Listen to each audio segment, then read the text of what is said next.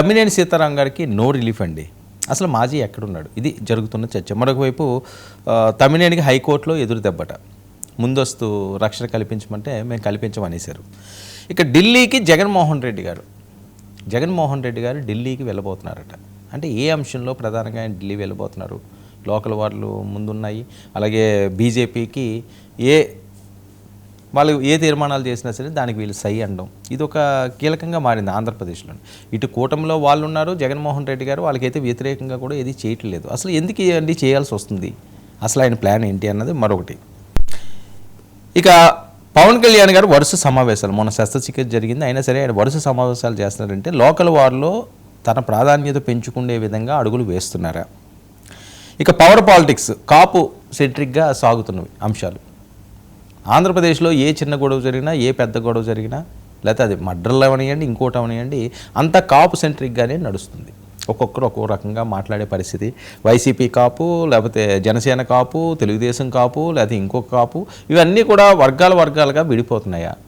రేపు ఎలక్షన్లో దీని ప్రభావం పడబోతుందా? అసలు కాపు అన్నది ఎవరికి కాపు కాకపోతున్నారు? గతంలో ఖచ్చితంగా 2024 ఎన్నికల్లో అయితే 70% అబోవ్ జనసేన వైపు వాళ్ళు ఉన్నారు, నో డౌట్ అది. ఎందుకంటే ఎంత అద్భుతమైన రిజల్ట్ వచ్చింది అంటే వాళ్ళ ప్రాధాన్యత చాలా ఎక్కువ ఉంది. కానీ ఈసారి అది డీవియేషన్ అవుతుందా? ఇది జరుగుతున్న చర్చ. చర్చతో ఇవన్నీ కూడా ఈనాటి ప్రైమ్ డిబేట్లో మనతో పాటుగా చర్చలో పాల్గొంటున్నారు బండారు వంశీ గారు, టీడీపీ అధికార ప్రతినిధి, మనతో పాటుగా లైవ్లోకి అందుబాటులోకి వచ్చారు. అలాగే చింతా రాజశేఖర్ గారు, రాజకీయ విశ్లేషకులు కూడా మనతో పాటుగా లైవ్లో జాయిన్ అయ్యారు. కీర్తన గారు, జనసేన అధికార ప్రతినిధి, మనతో పాటుగా లైవ్లోకి అందుబాటులోకి వచ్చారు. అలాగే చిన్నపరెడ్డి గారు, వైసీపీ అధికార ప్రతినిధి కూడా మనతో పాటుగా లైవ్లో జాయిన్ అయ్యారు. ముందుగా చిన్నపరెడ్డి గారు,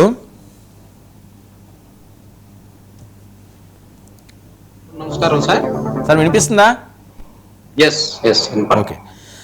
చిన్నపరెడ్డి గారు, ఏంటి తమ్మినేని గారు ఎక్కడున్నారండి? ఆయన ఏదో హైకోర్టుకు వెళ్ళారట. ఒక స్పీకర్ స్థాయి వ్యక్తి, సరే రైట్, మేము తప్పు చేయలేదు, మాకు ముందస్తుగా మాకు రక్షణ కల్పించండి అంటే హైకోర్టు అయితే ఇవ్వనందని. తప్పు చేయకముందు ఎందుకు వెళ్ళిపోతారండి? ఇవన్నీ కూడా పార్టీకి ఇబ్బందికర పరిస్థితులు కాదంటారా? మేమేమో అలా భావించట్లేదు సార్. సార్, ఇక్కడ రాజకీయంగా జరిగేటటువంటి కక్షపూరితంగా జరిగేటటువంటి కార్యక్రమాల్లో భాగంగా కేసులు పెట్టడం, మనిషిని డిమోరలైజ్ చేయడం కోసం అరెస్ట్ చేయటం, ఇలాంటి బాగా జరిగేటటువంటి సందర్భంగా జరిగేటటువంటి కేసులు ఇవి. ఇలా అప్పలరాజు గారు అబ్బాయి కేసు అయిందని చెప్పేసి అప్పలరాజు గారిని ఇప్పుడు అరెస్ట్ చేశారు. అంటే వైఎస్ఆర్ కాంగ్రెస్ తమ్మినేని గారు ఎస్కేప్, సీదిరి గారి అరెస్టు, అసలు ఏం జరుగుతుంది? అదే సార్, వైఎస్ఆర్ కాంగ్రెస్ పార్టీ కండవా కనపడింది అంటే అరెస్ట్ చేసి లోపలేయాలి. మీకు మీ మీద ఉన్నాయి, మిమ్మల్ని అరెస్ట్ చేశారా? మీరు కండువ వేసుకోవట్లేదా? సార్ వస్తాయి సార్, అందరికి లైన్ అది పెద్దోళ్ళది అయిపోతే కానీ నెక్స్ట్ వాళ్ళకి రాదు. అవన్నీ కూడా జరుగుతూ ఉన్నాయి కదా. ఇందులో మనం కొత్తగా కోర్టుకు వెళ్ళడం, లేకపోతే ఉన్న హక్కులను వాడుకోవడమే కానీ ఆయనేమి హక్కులని ధిక్కరించేం పోలేదు కదా. కోర్టుకు వెళ్ళేటటువంటి రైట్ ఉంది, కోర్టుకు వెళ్ళి అప్పీల్ పెట్టుకుంటారు. దానికి సంబంధించి కోర్టు ఏదో ఇచ్చినట్టు మీరు షాక్ అనొచ్చు, లేకపోతే ఇంకోళ్ళకి రిలీఫ్ అనొచ్చు, లేకపోతే ఇంకోటి వాట్ ఎవర్ ఇట్, మనకి ఉన్నటువంటి అవకాశాలన్నింటినీ వాడుకుంటాం. అంటే ఒక్క విషయం అండి, ఇక్కడ ఏంటంటే కాదు చిన్నపరెడ్డి గారు, నేను అడ్డొస్తున్నానని కాదు, ఇక్కడ ఏంటంటే కొంతమంది అనుమానాలు మాత్రమే నేను చెప్తున్నాను. ఆయన ఏదో అరెస్ట్ అవ్వాలని, ఆయన ఏదో తప్పు చేశారని చెప్పడానికి నేనెవరిని? అవి పోలీసులు చూసుకుంటారు, ఆ కేసులు చూసుకుంటే. నేను అనేది ఏంటంటే ఒక స్పీకర్ స్థాయి వ్యక్తి ఎందుకు అజ్ఞాతంలోకి వెళ్ళిపోవాలి? ఆయన తప్పు చేయకపోతే ఏం చేస్తారు పోలీసులు? కుటుంబాన్ని ఏం చేసేస్తారండి?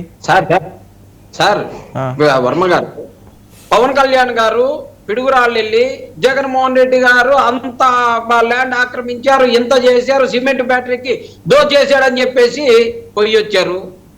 జగన్మోహన్ రెడ్డి గారి మీద బురద చల్లటం అయితే అయ్యింది. వెంటనే ఎంఆర్ఓ గారు విచారణకు వెళ్ళారు. విచారణలో ఏం తేలింది సార్? ఏమీ లేదు. కాదు, మరి ఆయన అజ్ఞాతంలో వెళ్ళిపోయారా? విచారణలోకి వెళ్ళారండి. నేను అదే పాయింట్ అంటున్నాను. ఇక్కడ మీకు అర్థం కాదు అదే, నేను అదే పాయింట్ రైజ్ చేస్తున్నాను. ఆయన ఏమీ చేయకపోతే ఎందుకు వెళ్ళిపోవాలంటున్నాను. ఎవరైనా వెళ్ళిపోయారా? పెద్దిరెడ్డి గారి మీద అన్నారు, ఆయన వెళ్ళిపోయాడా? మిథున్ రెడ్డి గారి మీద అన్నారు, మిథున్ రెడ్డి గారు ఎక్కడికైనా అజ్ఞాతంలోకి వెళ్ళిపోయారా? ఎవరు వెళ్ళలేదు కదా. ఈయన ఎందుకు వెళ్ళిపోయారని సార్, ఈయన మీదనేమో కేసు అయ్యింది, వీళ్ళు కేసు పెట్టేసి దానికి సంబంధించి జరిగింది కాబట్టి దానికి ఆయన ముందు జాగ్రత్తగా ఆయన కోర్టుకు వెళ్ళారు. కోర్టుకున్నది హక్కే కదా సార్, వాడుకుంది. ఆయనేమి వేరే తప్పేం చేయలేదు కదా, హక్కు ఆడుకున్నాడు. కోర్టు ఒకవేళ సరెండర్ అవ్వమంటే ఎవరైనా చట్టానికి లోబడి సరెండర్ అవుతారు. అదేం పెద్ద విశేషంగా దానికే పారిపోవాల్సిన పని లేదు. ఒరిస్సా పోయాడు, మహారాష్ట్ర పోయాడు, లేకపోతే భూమిలో పోయాడు, లేకపోతే పైకి పోయాడు. ఏంటి సార్ ఈ రకరకాల అలాంటి మాటలు మాట్లాడకండి. అలా అనకండి, పైకి పోయారు కిందకు పోయారు అవన్నీ వద్దు. ఎందుకు అలాంటివి? వేరే స్టేట్కి వెళ్ళిపోయారు, శ్రీకాకుళం నుంచి దగ్గరున్న స్టేట్లు అని చెప్పి వస్తున్న కథనాలు, దాని గురించి మనం రాంగ్ గా మాట్లాడకూడదు. వర్మ గారు, మిమ్మల్ని నేను తప్పు నన్ను కాదు, ఆయన కూడా అలా అనకండి అంటున్నాను. అలా ఇప్పుడు వేరే ప్రాంతానికి వెళ్ళిపోయారు కదా, ఆ శ్రీకాకుళంలో అయితే ఉండరు కదా, ఉంటే ఒప్పుకోరు కదా పోలీసులు. ఏపీలో అయితే ఉండరు ఆయన ఎట్టి పరిస్థితులని. శ్రీకాకుళంలో లేరని ఎవరని చెప్పారా? ఆయన ఇంట్లో లేరని ఎవరని చెప్పారా? మీకేమైనా సమాచారం ఏంటండి? ఇంటికి తాళాలేసి ఈ కథనాలు పట్టుకొని మనం కోర్టుకు సంబంధించి మాకు వచ్చినటువంటి అవకాశాన్ని మేము వాడుకున్నాం. ఒకవేళ కోర్టులో సరెండర్ అవ్వాల్సి ఉంటే అవుతారు. అసలు తప్పే చేయనటువంటి దానికి ఎందుకు హాజరవ్వాలి, ఎందుకు మనం పోవాలి? ఉన్న అవకాశాలను వాడుకుందాం అనే ప్రయత్నం జరుగుతుంది. కుట్రపూరితంగా జరిగేటటువంటి ప్రతి దానికి కూడా అరెస్ట్ అయ్యి జైల్లో పడతారా? జైల్లో పడేటటువంటి అవకాశం ఉన్న వరకు వాడుకుంటారు. కోర్టు తప్పని పరిస్థితుల్లో కోర్టు అరెస్ట్ చేయాలి అని ఆదేశం ఇస్తే తప్పకుండా అరెస్ట్ చేస్తారు.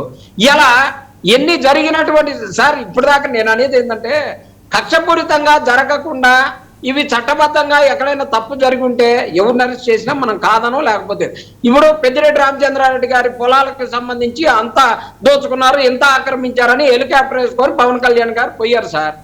ఏమన్నారు అక్కడ?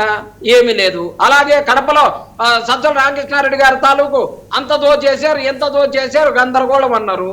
ఏమైంది? అక్కడ ఎంఆర్ఓ బయటకు వచ్చి అబ్బాయి అలాంటిది ఏం లేదు, వారికి అసలు ఇలాంటి అవినీతి వ్యవహారమే లేదని చెప్పారు. పిడుగురాళ్ళకి అంటే ఇలా మసిబూసి మారేడు కాజేయాలి, ప్రతి దానికి కూడా బురదేసేయాలి. వైఎస్ఆర్ కాంగ్రెస్ పార్టీని అబాసుపాలు చేయాలన్న ప్రయత్నం జరుగుతుంది.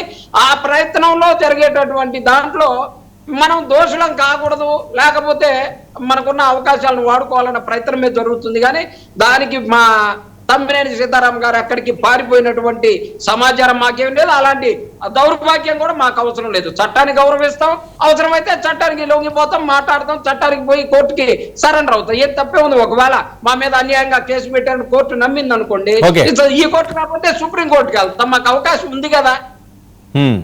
ఓకే, సుప్రీంకోర్టుకి వెళ్ళి సుప్రీంకోర్టులో అప్పీల్ అయ్యి దానికి సంబంధించి తీసుకొచ్చుకుంటాం. రాలేదనుకోండి, నిజంగా ఏదైనా కోర్టు నమ్మి బెయిల్ ఇవ్వలేదనుకోండి, తప్పకుండా లొంగిపోవాల్సిందే కదా. ప్రజాస్వామ్యంలో చట్టబద్ధంగా ఉంటున్నాం. ఓకే, రాజశేఖర్ గారు సార్, మీ వాయిస్ మ్యూట్లో ఉన్నట్టు ఒకసారి చెక్ చేయండి.